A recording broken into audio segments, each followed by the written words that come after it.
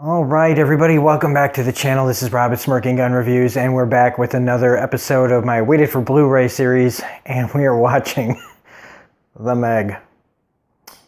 Told myself I was not going to see this movie, but I just couldn't help myself.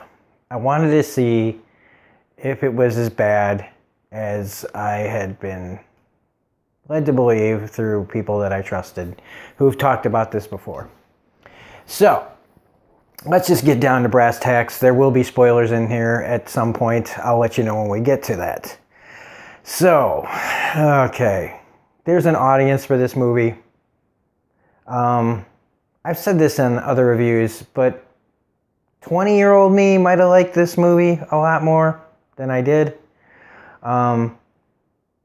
I really like Deep Blue Sea. There's a special place in my heart for Deep Blue Sea. It's not a great movie. It's not a very good movie. But there's just like something about it that I still like. Whether it's Sam Jackson or Thomas Jane, I really, like, it is silly. It's ridiculous. But it's just that kind of ridiculous that I can handle, I can put up with. And Jaws, if I gotta tell you how good Jaws is, well, this isn't that at all. This isn't either of those. This isn't... If you don't care, if you're just looking for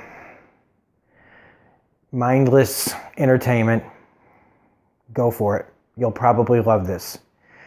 I did not like this movie. At the end of this movie, I actually said, that's so fucking stupid. And I know that, like, I tried. I tried to keep my brain off. But it was trying to take itself seriously. And so, it was forcing me to keep my brain on. If, like the trailer made this look like a dumb shark movie.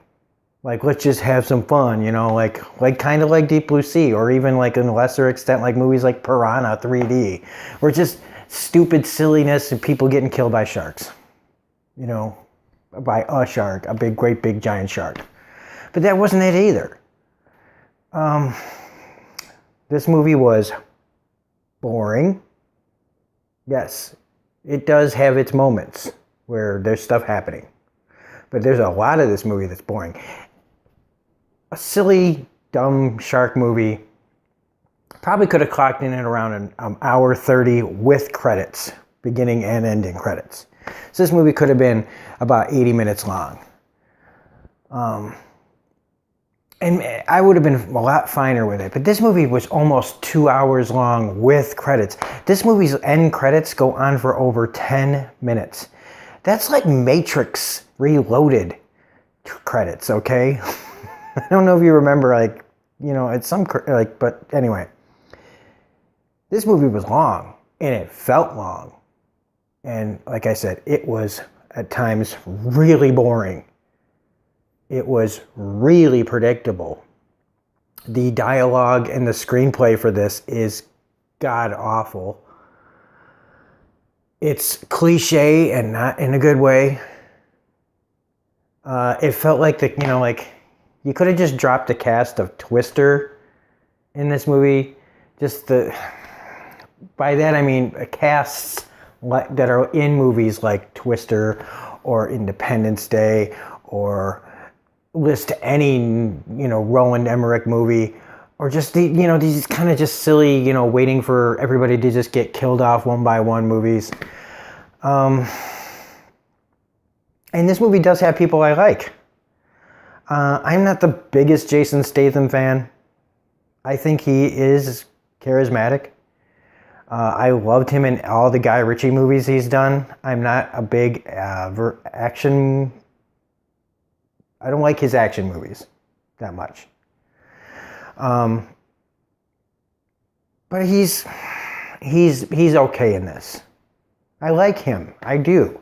It also has people like Cliff Curtis that I really like, who gets nothing to do in this movie. He's more worthless here than he was on Fear the Walking Dead. Rainn Wilson, who I love, he's the Samuel L. Jackson from Deep Blue Sea character in this. Just without the big speech, I'm not going to go into spoilers yet, but it's just, and then, you got like people that you haven't seen in forever, like Masaoka from Heroes. He's in this for a second. You got, Ruby Rose is in this as just Ruby Rose. She's Ruby Rose in everything. I think the best thing I've ever seen her do was, she was okay in Orange is the New Black. And I kind of liked her in John Wick Chapter 2. She was all right in that. And this, she's just another person. The dialogue everybody gets here is just terrible.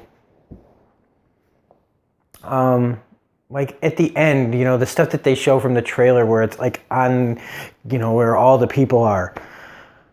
Look, this shark goes, there's a lot more stuff going on when the shark is out in the middle of the ocean, just kind of where they've got the one boat and they're kind of trying to keep it there and try to kill it there.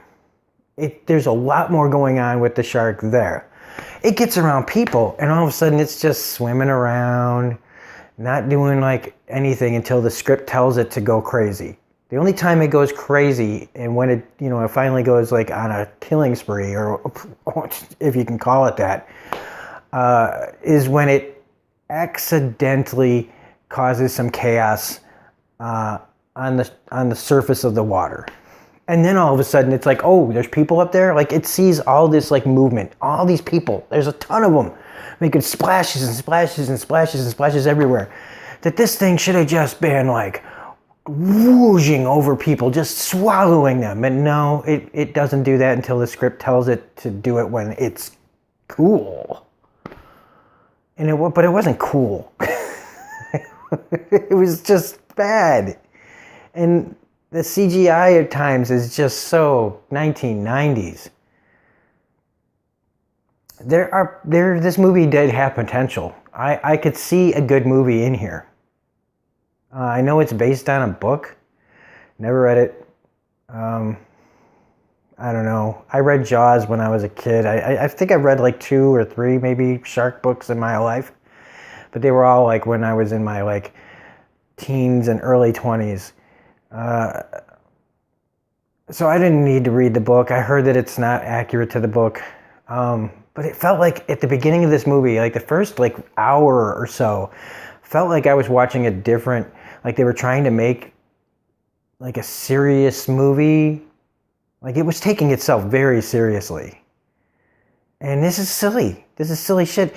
There's like a scene near the end with these subs that I swear they stole from the Phantom Menace.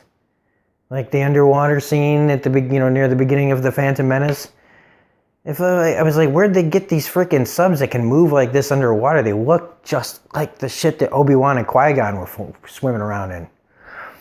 I don't know. Like, there's also the little girl in this. There was a moment near the end where I thought she was like one of the little kids from the Gamera movies, the giant turtle movies, where she says this line that just made me go, oh my God.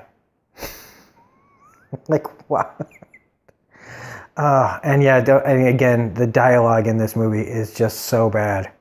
Just so awful. I couldn't wait for this movie to be over. I wanted to turn it off. But I'm like, no. To do an honest review, you got to watch it all the way through. And maybe it'll turn around on you. Maybe you'll like it. And there's a couple of moments where I was like, all right, this is kind of all right, but like, no. If you want to see a shark movie, see Jaws. It might still be on Netflix. Even if you've seen it a bunch of times, it's still better than the one time you're going to watch The Meg. Even Deep Blue Sea, and like I said, I should hate that movie, but there's still like something that's just so silly. And it doesn't take itself that seriously. That, you can kind of enjoy it. If this movie had just been one thing or the other. If it had just been a totally silly giant shark movie like the trailer kind of made it look like it was going to be, that'd be one thing. I could just go, yeah, this was just your dumb, silly shark movie. But it also takes this other part of this movie where it's just very serious and, you know, the stakes are high. We really got to get these people. It almost felt like I was trying, like they were watching a shark version of The Abyss. Which, speaking of the Abyss part of it, like I thought that the science and stuff was kind of interesting. You know, they were talking about that they thought that the Laurentians, you know, the thing, the deep part of the ocean was like, it was they were gonna find another layer of ocean underneath it. That was kind of interesting, and I liked that movie. But then it just, I don't know, the tone of this movie is just kind of all over the place. And again, I am talking about this movie way more than I thought I would. But look, if you have to put yourself through it, if you don't care, if you're just like you want to put a PG-13 movie in front of the kids to tell them to, you know, to just get them to shut up, stop bothering you for a while, because your kids might like this. It is PG-13. There is some violence in it, but not like, I mean, this movie should have been R. It should have been R. Maybe that would have made it better. I don't know. The script in this is so bad that I don't know. But anyway, I would skip this movie unless you're just like, fuck it. If you've hit fuck it, there's other movies to watch, man. There's a lot of movies, you know, if you go to your Redbox, you can re-rent, I don't know, anything again. So, you know, so that's it. I got nothing else. So if you like this video, please hit the like button, comment, share, subscribe, all that jazz. Hit the bell for all notifications. Otherwise, this is Rob at Smirking Gun Reviews saying, no. This is not going to be on my, this is like, should be like my waited for Blu-ray / final viewings, because I'll never watch this movie again. So anyway, have a great day and we'll see you on the next video. Bye.